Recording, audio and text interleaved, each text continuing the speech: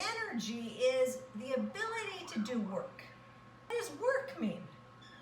I mean, we know what it means to have a job and go to work, but what does work mean in science? What does work really mean? So work is a force that causes an object to move in the direction of the force. So work is the force that causes an object to move in the direction of the force.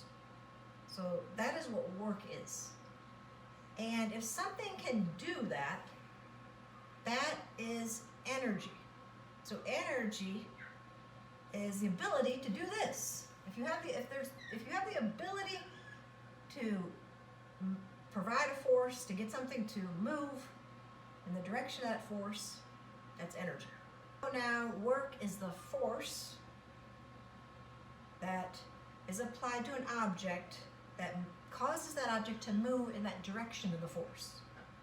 So if we to create a formula for work, it is work, W, for work, equals the force, F, times the distance it goes. And we call that the displacement. So the displacement is the distance traveled.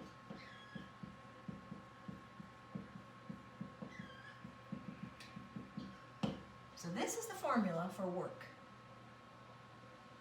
And when we used like the triangle for speed, there's a triangle for work. These triangles, they're just ways of remembering the formulas. So work is force times displacement. How do I use that in the triangle? If I'm trying to figure out what the work is, if I apply a certain force, moves an object a certain distance, I cover the W, and it's F times D, force times displacement. If I know how much work is used and I know the displacement, I want to figure out the force. So I don't know, I want the force, then I cover the F, and it's work divided by displacement. If I want to figure out what the displacement is, I cover the D, and it's work divided by force. So this is how to use the triangle. So there are some examples in the questions in the YouTube video here that you're going to answer that relate to the work triangle. If we look at energy, which is the ability to do the work, there are some things, some properties of energy you should know. And the first property is that energy is conserved. And there's a law, it's called the law of conservation of energy. It means energy is conserved. It means it's saved. You cannot create or destroy energy. Energy is just transferred from one form to another. So one of the properties that you should know about is the conservation of energy. And that means that energy is not created or destroyed. It is just transferred from one form to another. Okay. Another property is that there are many forms of energy. There are two main types that we talked about. We had potential energy, meaning really energy that's stored, or really energy waiting to happen. And there's kinetic energy, which is the energy of motion. And then there's different types of energy in those two main types. So there are different forms of energy. When energy is flowing through a system, it might change forms. So in a roller coaster, when you're at the highest peak of the roller coaster, at the very top, you're hanging over the edge, you're like, ah! You're up there at the top. You have the most maximum potential energy at the top of the roller coaster. And the gravitational potential energy is its maximum because it's the most distance from the Earth. Okay, so you have the highest potential energy at the top. Now as you go down the hill, that lift hill, the potential energy doesn't just get lost. Okay, that energy, potential energy, is converted to kinetic energy. the energy of motion. So as you're going down the hill, you get faster and faster and faster, faster, faster, faster, faster. That potential energy is converted to kinetic energy. So that is a transformation of energy. But the law of conservation of energy states that energy is not created or destroyed, it's just transferred from one form to another. And that is also known as the first law of thermodynamics. The therm, think of heat, dynamics, motion. All right, so we're looking at the first law of thermodynamics is the law of conservation of energy. It states that energy is not created or destroyed, it's just transferred from one form to another. Energy is measured in joules. And we're not talking about the types of e-cigarettes or whatever, we're talking about science joules. So 1 joule is the amount of energy or work done when 1 Newton of force is applied to an object to cause it to move 1 meter. 1 joule is that energy or the work needed to move an object with a force of 1 Newton, 1 meter. So energy is measured in joules, whereas forces are measured in newtons. A joule, 1 joule, amount of work or energy used when 1 Newton of force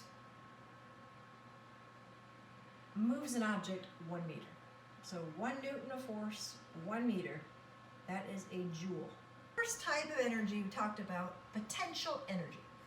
So if you think of it as like energy that's stored, energy waiting to happen, waiting to happen, waiting to happen. Potential energy's got potential. It's not happening yet, it's got potential. We're going to say this is PE. And abbreviate PE for potential energy. Second type, main type of energy is kinetic energy. Abbreviate KE. This is energy of motion. We're going to look at types of potential energy, and then we're going to look at types of kinetic energy. These are the main categories, though. The 2 main types of energy, potential energy, kinetic energy. One of the first types of potential energy is chemical potential energy. So chemical potential energy is the energy in the bonds, the chemical bonds between atoms. There's stored energy in there. So if we think of glucose, chemical potential energy is the energy that is stored in the chemical bonds between atoms. There's energy in there. If we think of glucose, which is sugar, there's lots of energy, tons of energy in glucose. Formula for glucose. The carbon is chemically bonded with the hydrogens and oxygens. In those chemical bonds, there's stored energy, and that is in the form of chemical potential energy. So remember we were talking about exothermic, endothermic chemical reactions. Some energy was released, some energy was absorbed. That energy we were talking about was chemical energy, so it was chemical potential energy. So this type of energy is involved in the chemical bonds between atoms. That's stored energy in the chemical bonds. And it is released or absorbed in chemical reactions. So in glucose, there's tons of potential energy in there. There's tons of chemical potential energy in the glucose. And when it's combined with oxygen in the process cellular respiration, that energy can be released. Gasoline in a car is chemical energy. So gasoline is octane. Very similar to glucose. That's the energy. Provides energy to get the car to move. So that's chemical potential energy. Another type of potential energy is called nuclear potential energy. Nuclear energy is energy that is stored in the nucleus of the atom. So this is different than chemical potential energy, because now we're looking inside the nucleus of the atoms, where we have the protons and neutrons.